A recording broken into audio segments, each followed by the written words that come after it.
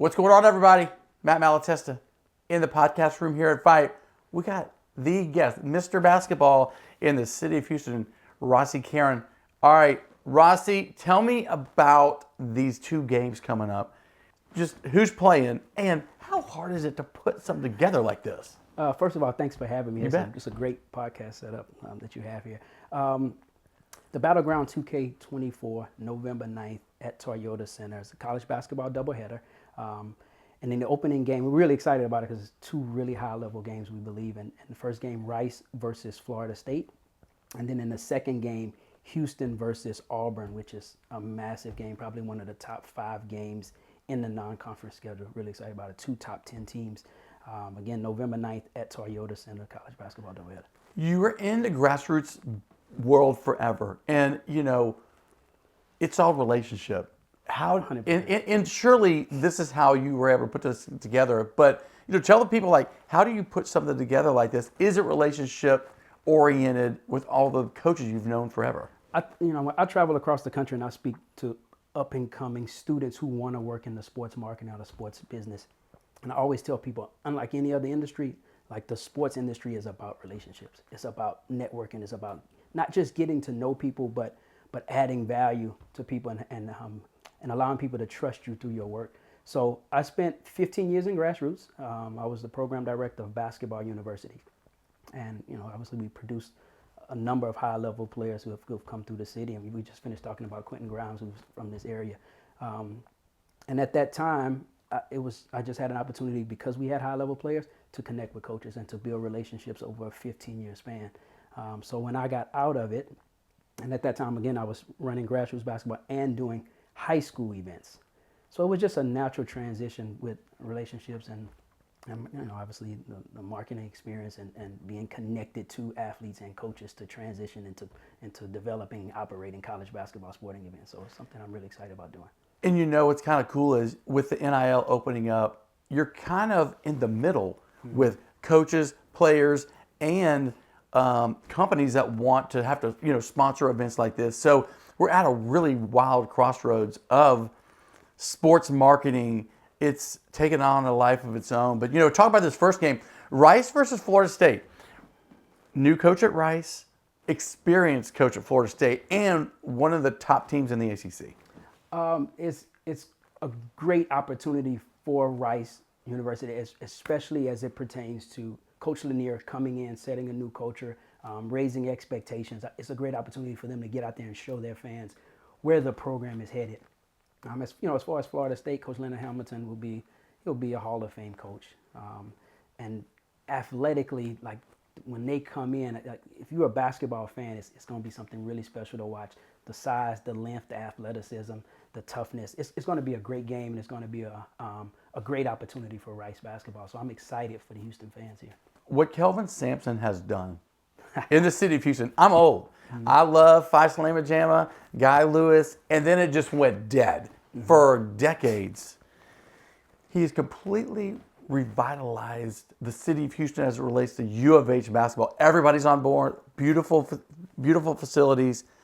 And then you got one of the wildest characters in college basketball at Auburn. He's off Coach the chain, Pearl. man. Oh, Pearl Coach is Pearl. off the chain. We're going to have a wrestling match with Coach Sampson and Coach Pearl pregame. But it's what Coach Sampson has done there is unbelievable. When I talk about it all the time, is that I've always been a huge supporter of U of H. And I remember being at games when it was Hawthorne's. And it was empty. Like, I would have a whole section to myself, and I would put my feet up on the chair in front of me. And now it's hard to get in the building. They sell out almost every game, and he's taken that program from, just University of Houston to, one of the top 5 programs nationally, and it's unbelievable. And I'm glad I was here to kind of watch the ascension of that program. Just watching it, just the culture. Like, how do you flip a culture like that? And you were a coach and a director, but how does somebody come in, and I'm fascinated with coaches, how they turn something into nothing with their own stamp on it.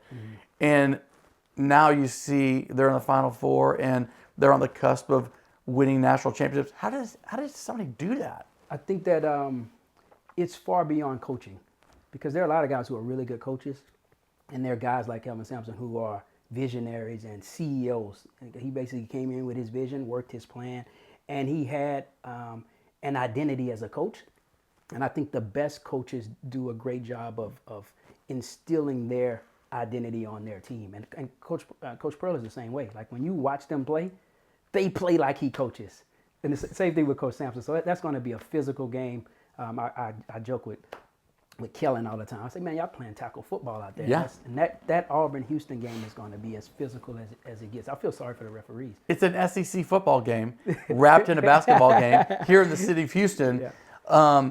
And what he's done to that, like Auburn was 0.0 on the scale of student interest in basketball. Mm-hmm. You go in that place and it is a zoo. It is wild as it relates to a venue and energy in a building when you go play at Auburn. They call it the jungle. Oh, yeah. Yeah, and it's I would say it's probably top 8 or so when you talk about college basketball environments and toughest places to play. I would put it right there, at least top 10 in the country. It's unbelievable what he's done with that program. And this year, I think they have the number 1 schedule, non-conference schedule in the country. It's unbelievable. So he's trying to take that program from being, one of the best programs in the SEC to being mentioned with, kind of with the blue blood programs. I think that's his goal. It's a brand. Like everybody's trying to build a brand, mm-hmm. and he's doing a great job of it. Talking about Houston, and many years ago, I worked for Rivals and 247 as an evaluator of talent. Mm-hmm. You've seen all of the great players that come through Houston. But as an evaluator of talent, because your name's on the line too when you were back in the day, 100%. You're putting your stamp on somebody to a coach. 100%. What do you look for the most in a player? Is it length, size, heart? What is it when you're evaluating a kid? I think you start with some of those assets. Do they have the positional size? Do they have length? Do they have the athleticism? And then people talk about toughness. But as I've kind of seen more players, one of the things I talk about now is like life discipline. And a lot of that comes through family structure. So when I'm evaluating kids or I'm connected with kids or working with athletes in some capacity, I'm looking at the family dynamics. Like, do they have great character? And when I mention life discipline, like, do they have bad habits that can derail them? Are they dedicated to this? Do they love this more than anything? Or, they want to hang out with girls or smoke or drink? And all of those things can ultimately help derail a kid's trajectory. And I think that's one of the things that I'm really looking for is like the character piece, the discipline, the work ethic, and the life discipline. You're a great person to talk to about NIL just because, at first I was like, man, I'm not that sure. And football has kind of flipped it on its head. You got the money game talking with LSU on Amazon Prime and Livy Dunn, who's like a second string gymnast making $10 million a year. But you said something earlier, like, this is a massive industry as it relates to college and kids. How do you see this maintaining long term? I think this was inevitable, and I think the NCAA did their best to keep their reins on it. But like they always say, what's the saying? You can't put toothpaste back in the tube. Right. It's out. The industry has changed, and it used to be what the NCAA preached, amateurism. It's no longer amateurism. I like to say it's professional sports with the educational component. And I think it's great for the kids. I think that, anytime there's an industry that's producing revenue, I think everybody across the board should benefit. But the reality is, you run in Vype Sports. There is no Vype Sports without the athletes. There's no Battleground 2K college basketball doubleheader without the athletes. There are no massive, $20 million stadiums and athletic directors if not for the athletes. So I think it's only right that they are able to participate and to participate at a high level. And I'm really excited about where this thing is going from a business standpoint. And the biggest driver of all of this was the NCAA tournament. I had a huge part of it, and obviously, obviously football has the biggest impact on alignment and television deals. But as far as kind of saving college basketball, and you talk about the House settlement that is kind of in play now, and it's, for people who are not familiar with it, just really quickly, it's an antitrust lawsuit that the NCAA has agreed to settle, and the NCAA and its members, and it's kind of threefold. It's $2.7 billion in back pay.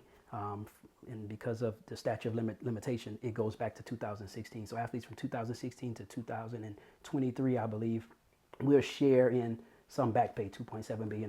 That's the first component. The second component is revenue share going forward, where institutions are not mandated to, but have the ability to share up to a cap of about $22 billion, which is about 22% of the revenue. And then lastly, they'll have some restrictions and some changes in scholarships and roster sizes, and then some oversight from the NCAA. But it's a massive shift in college sports. And I really feel sorry for a lot of the kids who are in the 2025 class who are going into college, because they're having to make decisions on schools and NIL without understanding the big picture and to see where this settlement will go, because it's supposed to take effect in fall of 25.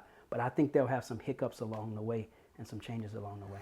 And the portal is another thing. Oh, the portal is wild. You're portaling up, you're portaling down. And it really kind of hurts the high school kid, because everybody wants to see tape, what you do in college, and whether you're going up or down. How does that just mix up the soup as well? Depending on who you ask, some people hate the portal.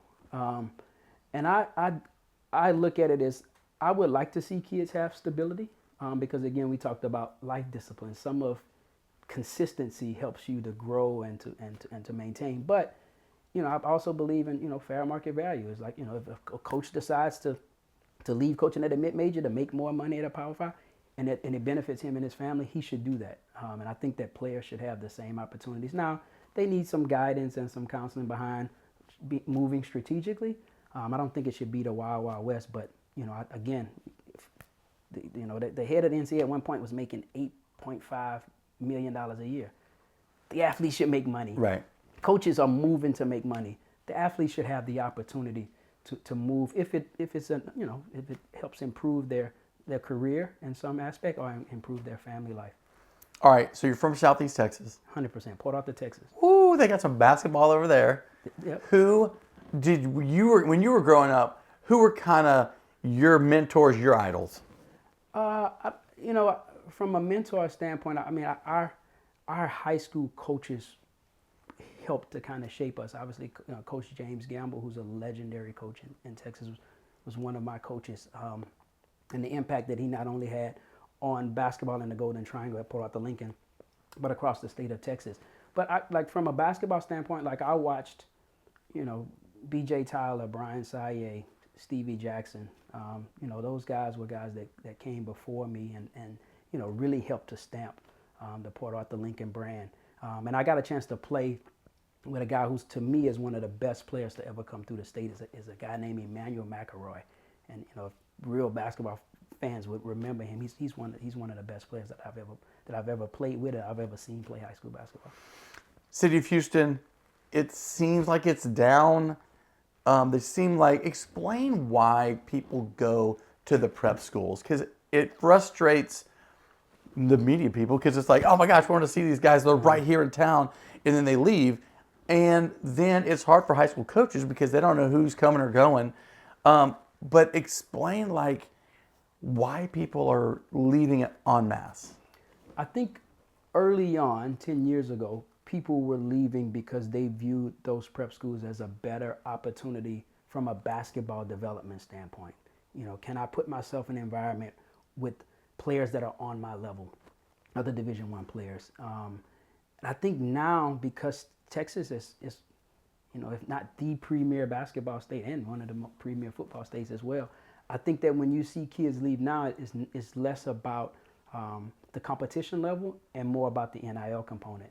Because I believe now there are 11 or 12 states that have not opted in to allow high school athletes to benefit from that name, image, and likeness, and Texas is one of those. So those kids are leaving to go to states where they can benefit from the NIL opportunities as high school athletes. And until we change that, I think we're going to continue to see kids continue to move around. Yeah, that's crazy, because I was just with the coach doing a big football game, and I'm like, man, this guy's young. Y'all going to be good for a long time. And he's like, no, if we can hang on to him, he's out. Because there's other schools from different states that are coming after him that will pay NIL money, which is crazy I mean, this happened so fast. It happened within literally like 18 months. It's happened so fast. It shifted. I laugh all the time because when I was in school, when I played at Niagara University, and the coaches couldn't give you anything. Like if the coach saw you walking down the street, right, and he was driving by, unless you were going to basketball practice, in theory, according to the rules, he couldn't pick you up. He couldn't give you $20 for a hamburger. And now to see kids have conversations on the phone talking about $500,000 and $800,000 and $1 million deals for NI, I think it's fantastic. How does somebody from Port Arthur go to Niagara? I mean, what is that culture change like? Just the weather alone. It's I haven't been back. That says it all. Well, it's for me. It helped. I always tell people, some part of college is going to learn, and from an educational standpoint, some of the stuff you learn in college you'll never use, but the experiences you learn of being around other people and other cultures is a huge part of it. So I went to Port Arthur Lincoln. It was probably 99% African American, right? There was one white kid in our graduating class, and he was a really good football player. Yeah. When I went to Niagara, it was 6% black. I didn't see that many. I've never seen that many white people in my life. Right. So it was a different world. And you talk about going from Texas, where it's hot and humid, to snow, up to your knees. There would be times when I would wake up in the morning, my bed was right by the window. I would look out the window and I would see snow. I would close the curtains and go back to sleep. Like, there's no way I'm going out there. So, but it helped me to grow and evolve as a man, and to be able to identify with and connect with people from other places, and to to navigate the weather. And overall it was a good experience for me as a person. Outside of you, who was the greatest player that played at Niagara University? I'm nowhere on that list, but Calvin Murphy. Calvin Murphy. Far, he has all of the records. Yeah. Like every one of them. He was so tough. Like he's a little bitty guy, but this dude would knock your block off, man. I had some buddies that played there. Their dads played at Niagara, and they're like, oh my gosh, he would punch you in the throat. He was so tough. And, just a legend when you say that school, that's what immediately comes to mind. He is the man. Again, if you go through the record, but let's say there are 30 records, he might have 25 of the 30 records, including like most shots in the game, most points per game.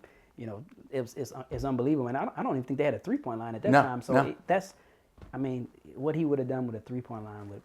He didn't get his fashion sense from there. That is straight out of Houston, but he got his game from there. So now, Hugh, I'm just gonna lay it out there. Who is? I'm gonna give you a minute to think about it. The top 5 Mount Rushmore athletes for basketball to come out of the city of Houston, but kind of in, let's call it the Vype era. Let's call 20 years. Oh man, there's so many good players. I'll just kind of name some guys, probably kind of from recent years. Obviously, Jared Vanderbilt was one of the most highly regarded guys there. De'Aaron Fox, who arguably is probably one of the best 2 or 3 guys to come through the city of Houston. And obviously, we mentioned Quentin Grimes before. When you look at his high school resume and what he accomplished, there are very few guys that have accomplished what he's accomplished. I think obviously you got to throw the Harrison twins in there when you're talking about guys that helped to really like grow the brand of basketball here in Houston. Those would be the guys that would probably initially come to my mind. But obviously there's Tommy Mason Griffin and he was the biggest thing in that window of time. He was the hottest thing going. I watched him do an interview, and he was talking about we talked about life discipline. Yeah. And he was talking about some of his challenges in college and some things that he would have done differently. You talk about talent level. If it wasn't for those things, he's an NBA point guard, clearly an NBA point guard. So he would be a guy that I would have on those lists of some of the best guys to ever come. Word association. Yates High School basketball. Yates reminded me of what was going on in Port Arthur Lincoln. They were so dominant, and they had a run where just them showing up was worth 10 to 15 points. Yeah. You know what I'm saying? And that I remember like playing at Port Arthur Lincoln. Like when we came, it was like people came from all over the state to watch. Yeah. And it was worth 10 points. The other team was down 10 points on the jump ball. And Yates had that same feel, that same run, and that same impact during that window when they were dominating. They were the wildest team to watch. Exciting though. So exciting. Greg Wise, I mean, it was so exciting because, I mean, if you wanted to just be entertained, that was the game to go to. And it was interesting because we talked about Coach Sampson and Coach Pearl, how animated they are, and those teams took on that idea. Coach Wise was really kind of laid back and super cool, but those guys got after it. Woo. They got after. They were flying around and making plays, and you know what he did with that program. You talk about, you know, kind of elevating programs or building culture. He's one of the best, you know, high school basketball coaches that we've probably seen in the last 20 years. I've been to one of their practices. I think their practices are even better than the games. There's no out of bounds. They're chasing the balls into the hallway. Into the hallway. Yeah. But U of H is the same way. If you ever go watch a U of H practice, yes, there's rough. There's no out of bounds. But it teaches kids to play through the whistle. And it's like, listen, until you come up with the ball, the play is not over. And you know, that's part of the U of H toughness and get after it and go after it. And again, I take it back to the Battleground 2K. I cannot wait to sit courtside and watch Coach Pearl and Coach Sampson run around, yell at the players, yell at the referees, and their guys are going to really be getting after it on the ground. You really can't mic those guys up. There's no way you could mic them up. It would be pure entertainment. pure entertainment. I'm looking forward to it. What advice would you give to parents now as a kid? Let's call him 7th, 8th grader. This guy, you're thinking, this guy can play. What advice would you give a parent now getting into the basketball world? It's partly what we built Basketball University on, and Teddy Wheeler was a huge part of that. Shout out to Teddy Wheeler. Is that it was always about development. Like, don't get caught up in the rankings, the travel, the shoes, because at the end of the day, the only thing that matters is, can you step on a college campus and help that coach win games? That's what college coaches care about. They want you to come in so that they can win games, so that they can keep their job or get a better job. And if you ever lose sight of that, you miss it. It's about development. Keep getting better. Keep working on your game. Watch basketball. Go to events like the Battleground 2K so you can see what it really looks like. Because some people have a false sense of, you know, somebody say, hey, man, I want to play at U of H. They should be recruiting me. And then you go watch their practice at the games like, dude, you can't. There's no way you can play with these guys. That's right. So I think, you know, watching basketball, going to college practices, going to college games, and having a firm perspective on what it really takes, what it should look like. So if you're in the 7th grade, you're basically telling yourself, in 5 years, this is what I have to look like to get on that floor. And with the transfer portal and NIL, it's really shifted. It's made it really hard for high school guys to get an opportunity to play in college. There was a time where, you know, 27, 28 guys that seniors would go on to play Division I. I think that number's probably cut in half over the last few years. And hopefully now that group of COVID year people have cycled through, that there'll be more opportunities for high school kids to play at the next level. But I would say focus on development, keep getting better, you know, watch the game, soak in the game. It should be a part of something you do every day, because college basketball now is a business, period. Okay, what did we learn? We learned a lot in 15 minutes, 20 minutes. All right, Rhossi Carron, one of the best in the business. You got to get out to these games. It's going to be great. The energy is going to be great. The competition is going to be great. 4 really, really good games. All right, this is Matt with Vype. Rhossi Carron. See you at those games.